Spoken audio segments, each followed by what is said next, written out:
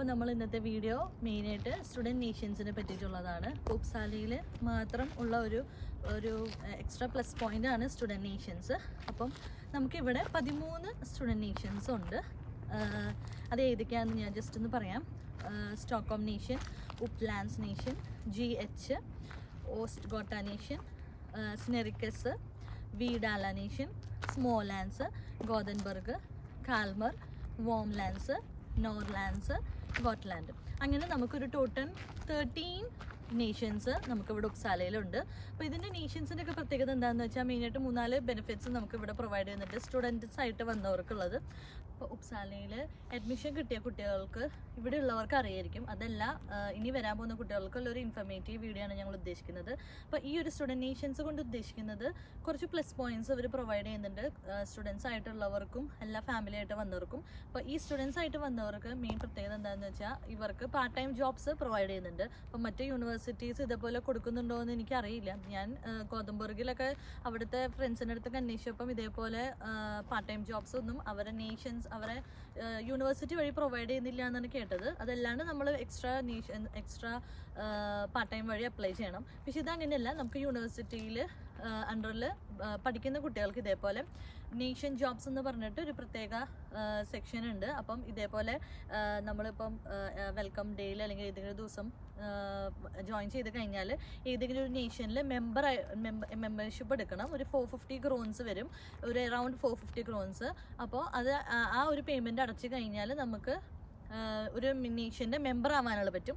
അങ്ങനെ മെമ്പർ ആയി കഴിഞ്ഞാൽ നമുക്ക് പിന്നെ ഏതൊരു നേഷനിലും വർക്ക് ചെയ്യാനുള്ള ഒരു പോസിബിലിറ്റി ഉണ്ട്. അപ്പോൾ അതാണ് മെയിൻ ഒരു പ്ലസ് പോയിന്റ്. അങ്ങനെ വർക്ക് ചെയ്ത് കഴിഞ്ഞാൽ നമുക്ക് സ്റ്റുഡൻസിന് ഒരു ഏർണിംഗ് ആണ്. അത് പാർട്ട് ടൈം ഒരു പോക്കറ്റ് മണി പോലെ നമുക്ക് സൂക്ഷിക്കാൻ പറ്റും. അതല്ലാണ്ടുള്ള ഒരു പ്ലസ് പോയിന്റ് ഹൗസിംഗ് പ്രൊവൈഡ് ചെയ്യുന്നുണ്ട്. അപ്പോൾ ഹൗസിംഗ് ഇതേപോലെ ഇൻഡിവിജ്വലായിട്ട് വന്നവർക്കും അതല്ല ഫാമിലി ആയിട്ട് വന്നവർക്കാണെങ്കിലും ഭയങ്കര ലക്ഷറിയസ് ആയിട്ടുള്ള ഒരു അപ്പാർട്ട്മെൻ്റ് ഒന്നും ആയിരിക്കില്ല, എന്നാലും സ്റ്റുഡൻറ്റ് ഫ്രണ്ട്ലി ആയിട്ടുള്ളൊരു അപ്പാർട്ട്മെൻറ്റ് നമുക്ക് ഇതേപോലെ സ്റ്റുഡിയോ റൂമായിരിക്കും പ്രൊവൈഡ് ചെയ്യുന്നുണ്ട് സ്റ്റുഡൻറ്റ് നേഷൻസ്. അപ്പോൾ ഇതൊക്കെയാണ് മെയിനായിട്ട് സ്റ്റുഡൻറ്റ് നേഷൻസിനെ പറ്റിയിട്ട് ഉപ്സാലയിലുള്ളത് പറയാനുള്ളത്. നെക്സ്റ്റ് ഇമ്പോർട്ടൻ്റ് ആയിട്ടുള്ള ഒരു കാര്യമാണ് സ്വീഡൻ വന്നവർക്കുള്ളത് പേഴ്സൺ നമ്പർ അല്ലെങ്കിൽ സോഷ്യൽ സെക്യൂരിറ്റി നമ്പറിന് അപ്ലൈ ചെയ്യാന്നുള്ളത്. അപ്പോൾ 2 ഇയർ മാസ്റ്റർ കോഴ്സ് ആയിട്ടാണ് വരുന്നതെന്നുണ്ടെങ്കിൽ പേഴ്സണൽ നമ്പർ അല്ലെങ്കിൽ സോഷ്യൽ സെക്യൂരിറ്റി നമ്പർ എന്നുള്ളൊരു നമ്പറായിരിക്കും നമുക്ക് കിട്ടുക. അതല്ല 1 ഇയർ മാസ്റ്റർ കോഴ്സ് ആണെന്നുണ്ടെങ്കിൽ കോർഡിനേഷൻ നമ്പർ മാത്രമേ കിട്ടുള്ളൂ. അപ്പം രണ്ടിനും അതിൻ്റെതായ പോസിറ്റീവ്സും ഉണ്ട് ഡ്രോബാക്സും ഉണ്ട്.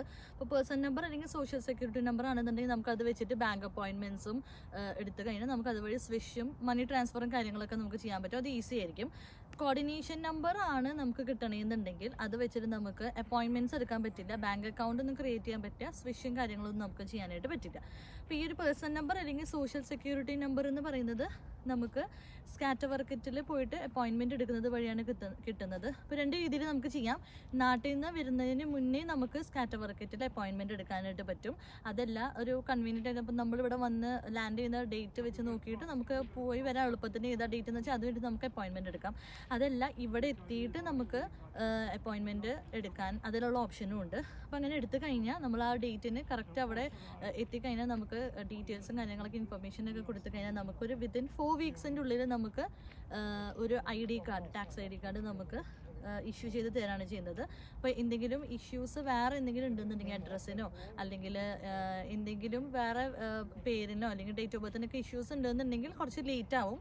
അതല്ല ഒരു പ്രശ്നങ്ങളും ഇല്ല, ഒരു കാര്യങ്ങളും നെഗറ്റീവായിട്ട് വരുന്നില്ല എന്നുണ്ടെങ്കിൽ ഇഷ്യൂസ് ഒന്നും ഇല്ല എന്നുണ്ടെങ്കിൽ നമുക്ക് പെട്ടെന്ന് തന്നെ ഒരു 2 വീക്സിൻ്റെ ഉള്ളിൽ തന്നെ നമുക്കൊരു ടാക്സ് ID കാർഡ് വാലിഡ് ആയിട്ടൊരു ടാക്സ് ID കാർഡ് കിട്ടും. അതെന്ന് പറയുന്നത് 5 ഇയേഴ്സ് വാലിഡ് ആയിട്ടുള്ളൊരു കാർഡാണ്. അപ്പോൾ അത് സ്വീഡനിൽ വരുന്നവർക്ക് മെയിനായിട്ട് ഇമ്പോർട്ടൻ്റ് ആയിട്ട് എടുക്കേണ്ട ഒരു കാർഡ് തന്നെയാണ് ഈ ഒരു പേഴ്സണൽ നമ്പർ അല്ലെങ്കിൽ സോഷ്യൽ സെക്യൂരിറ്റി നമ്പർ ഇൻക്ലൂഡ് ചെയ്തിരിക്കുന്ന ID കാർഡ്. നെക്സ്റ്റ് നമ്മൾ നോക്കുന്നത് ബാങ്കിനെ പറ്റിയിട്ടാണ്. ഇപ്പോൾ സ്വീഡിഷ് ബാങ്കുകൾ ഏതൊക്കെയാണെന്ന് നോക്കാം. സ്വെഡ് ബാങ്ക്, നോർഡിയ, ഹാൻഡൽസൺ ബാങ്കൻ, ഇക്ക ബാങ്ക്. ഇതല്ലാണ്ട് വേറെ കുറേ ബാങ്കുകളുണ്ട്. അപ്പം ഞങ്ങൾ യൂസ് ചെയ്തതിൽ വെച്ച് നോർഡിയ ആണ് കുറച്ചും കൂടി കമ്പാരിറ്റീവ്ലി ബെറ്റർ ആയിട്ടുള്ളത്. കാരണം എന്താണെന്ന് വെച്ചാൽ അപ്പോയിൻമെൻറ്റ് എടുക്കാനാണെങ്കിലും അക്കൗണ്ട്സ് ക്യാരി ഔട്ട് ചെയ്യാനാണെങ്കിലും എല്ലാത്തിനും ഒരു സ്മൂത്ത് ആയിട്ടുള്ള ഒരു പ്രോസസ്സിങ് ആയിരുന്നു ഞങ്ങൾക്ക് ഫീൽ ചെയ്തിരുന്നത്. അതല്ലാണ്ട് ഇക്ക ബാങ്കും നല്ലതാണ്, ഹാൻഡിൽസിനും നല്ലതാണ്, സ്വെറ്റ് ബാങ്കും ഓക്കെ തന്നെയാണ്. പക്ഷേ നോർഡിയ കുറച്ചും കൂടിയും അപ്പോയിൻമെൻറ്റ് ഫ്രണ്ട്ലി ആയിരിക്കും. അപ്പോൾ പേഴ്സണൽ നമ്പർ കിട്ടിക്കഴിഞ്ഞാൽ മെയിനായിട്ട് ശ്രദ്ധിക്കാനുള്ള കാര്യം എന്താണെന്ന് വെച്ചാൽ അപ്പോയിൻമെൻറ്റ് എടുക്കുക ബാങ്കിൽ പോയിട്ട്. അപ്പോൾ നിങ്ങൾക്ക് കുഴപ്പമില്ലാത്ത ഒരു കൺവീനിയൻ്റ് ആയിട്ടുള്ള അടുത്തുള്ള ഒരു ബാങ്കിൽ പോയിട്ട് അപ്പോയിൻമെൻറ്റ് എടുക്കുക. അപ്പോൾ അവിടെ പോയി കഴിഞ്ഞാൽ സാലറി ഉള്ള ആളാണെങ്കിൽ, പാർട്ട് ടൈം ആണെങ്കിലും സാധാ ഫുൾ ടൈം ആണെങ്കിലും കോൺട്രാക്റ്റ് വെച്ചിട്ട് അപ്പോയിൻമെൻറ്റ് എടുക്കാനായിട്ട് ശ്രദ്ധിക്കുക. അപ്പം അങ്ങനെ ചെയ്യുകയാണെങ്കിൽ എമർജൻസി അക്കൗണ്ട് ആണെന്നുണ്ടെങ്കിൽ അവർ നമുക്ക് വേഗം അക്കൗണ്ട് പ്രൊവൈഡ് ചെയ്യും. അതല്ല കുറച്ച് പതുക്കെ നമുക്ക് വേണ്ട അക്കൗണ്ട് വേണ്ടു, സമയം എടുത്ത് മതി എന്നുണ്ടെങ്കിൽ അവരും ഇതേപോലെ ഒരു 3 മാസം 4 മാസമൊക്കെ ഡ്യൂറേഷൻ അവർ ചെയ്യാറുണ്ട്. അപ്പോൾ അപ്പോയിൻമെൻറ്റ് എടുക്കുക. മെയിനായിട്ട് പേഴ്സണൽ നമ്പർ കിട്ടിക്കഴിഞ്ഞാൽ അപ്പോയിൻമെൻറ്റ് എടുത്തിട്ട് വേഗം തന്നെ അക്കൗണ്ട് ക്രിയേറ്റ് ചെയ്യാനുള്ളതാണ് മെയിൻ ഒരു കാര്യം. അങ്ങനെ ചെയ്യുമ്പോൾ നമുക്ക് ഇതേപോലെ അക്കൗണ്ട്സ് ക്യാരിങ് ഒക്കെ ഈസി ആയിരിക്കും. അതേപോലെ തന്നെ നമുക്ക് പാർട്ട് ടൈം ജോബിന് കയറുമ്പം സാലറി ഒക്കെ വരാനായിട്ട് ഇത് കുറച്ചും കൂടി കൺവീനിയൻ്റ് ആയിരിക്കും. നെക്സ്റ്റ് നമ്മൾ നോക്കുന്നത് കുറച്ച് സൂപ്പർ മാർക്കറ്റ്സുകളാണ്. അപ്പോൾ സ്വീഡിഷ് സൂപ്പർ മാർക്കറ്റ്സ് ഏതൊക്കെയാണ് നമ്മൾ നോക്കുന്നത്. അപ്പോൾ കുറച്ച് ഒരു 3-4 ഫേമസ് സൂപ്പർ മാർക്കറ്റ്സ് ഉണ്ട്. അപ്പം ഇവിടെ വന്നു കഴിഞ്ഞാൽ നമുക്ക് കൂടുതൽ ഓഫേഴ്സും കാര്യങ്ങളൊക്കെ കിട്ടുന്ന സൂപ്പർ മാർക്കറ്റാണ് മെയിനായിട്ട് ഞാൻ ഇൻട്രൊഡ്യൂസ് ചെയ്യുന്നത്. അപ്പോൾ ഇക്ക, വില്ലീസ്, ലിഡിൽ എന്നൊക്കെ പറഞ്ഞിട്ട് കുറച്ച് സൂപ്പർ മാർക്കറ്റ്സ് ഉണ്ട്. അതെല്ലാം നമുക്ക് ഗ്രോസറി അല്ലെങ്കിൽ എന്തെങ്കിലും ഫ്രൂട്ട്സ്, വെജിറ്റബിൾസ് ഒക്കെ വാങ്ങണം എന്നുണ്ടെങ്കിൽ അങ്ങനെ യൂസ് ചെയ്യാൻ പറ്റുന്ന സൂപ്പർ മാർക്കറ്റ്സുകളാണ് ഈ ഇക്ക, വില്ലീസും ലിഡിലും. പിന്നെ ഇക്കേൻ്റെ പ്രത്യേകത എന്താണെന്ന് വെച്ചാൽ നമുക്ക് ഇതേപോലെ കുറേ ഓഫർ, ഇക്ക ആണെങ്കിലും വില്ലീസ് ആണെങ്കിലും ലിഡിലാണ് കുറേ ഓഫേഴ്സ് കാര്യങ്ങളൊക്കെ വരുന്നുണ്ട്. അപ്പോൾ ലിഡിലിൻ്റെ മെയിൻ പ്രത്യേകത എന്താണെന്ന് വെച്ചാൽ ഒരു ലിഡിൽ എന്ന് പറഞ്ഞിട്ടുള്ള ഒരു ആപ്പ് നമ്മൾ പ്ലേ സ്റ്റോറിൽ നിന്ന് ഡൗൺലോഡ് ചെയ്യുന്നത് വഴി നമുക്ക് സ്റ്റുഡൻ്റ് ആണെന്നുണ്ടെങ്കിൽ സ്റ്റുഡൻറ്റിൻ്റെ ഒരു മെസനറ്റ് കാർഡൊക്കെ വെച്ചിട്ട് ആക്ടിവേറ്റ് ചെയ്ത് കഴിഞ്ഞാൽ നമുക്ക് പ്രത്യേക ഓഫേഴ്സൊക്കെ നമുക്ക് സ്റ്റുഡൻ്റ് ആയിരിക്കെ പോയിട്ട് കളക്ട് ചെയ്യാനുള്ള ഓപ്ഷൻസും കാര്യങ്ങളൊക്കെ ഉണ്ട്. അപ്പോൾ അതാണ് ലിഡിലിൻ്റെ ഒരു പ്രത്യേകത. ഇക്കേൻ്റെ വില്ലീസിലാണെന്നുണ്ടെങ്കിൽ നമുക്ക് ഇതേപോലെ ഓഫേഴ്സ് നമുക്ക് കാണാൻ പറ്റും.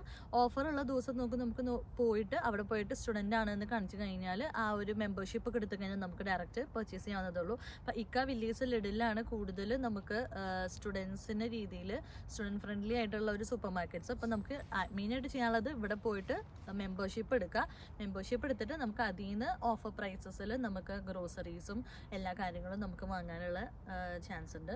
അതേപോലെ തന്നെയാണ് കൂപ്പും മറ്റ് സൂപ്പർ മാർക്കറ്റ്സും. നെക്സ്റ്റ് നമ്മൾ നോക്കുന്നത് ഇന്ത്യൻ സ്റ്റോഴ്സിനെ പറ്റിയിട്ടാണ്. അപ്പോൾ ഇവിടെ കുറേ ഇന്ത്യൻ സ്റ്റോഴ്സ് നമുക്ക് സ്വീഡനിൽ എത്തിക്കഴിഞ്ഞാൽ കാണാനായിട്ട് പറ്റും. ഇന്ത്യൻ സ്റ്റോഴ്സ് എന്ന് പറഞ്ഞാൽ നമ്മുടെ നാട്ടിൽ കിട്ടുന്ന എല്ലാ സാധനവും നമുക്കിവിടെ കിട്ടില്ല, എന്നാൽ പക്ഷെ നമുക്ക് കിട്ടും. പക്ഷെ നമ്മുടെ നാട്ടിൽ കിട്ടുന്ന 100% പ്യുവർ ആയിട്ടുള്ള സാധനങ്ങളായിരിക്കില്ല ഇവിടെ കിട്ടുക. എന്നാലും കുറച്ചൊക്കെ നമുക്ക് അഡ്ജസ്റ്റ് ചെയ്ത് പോകാൻ പറ്റുന്ന കുറച്ച് ഇന്ത്യൻ സ്റ്റോറുകളാണ് ഞാൻ ഇൻട്രൊഡ്യൂസ് ചെയ്യുന്നത്.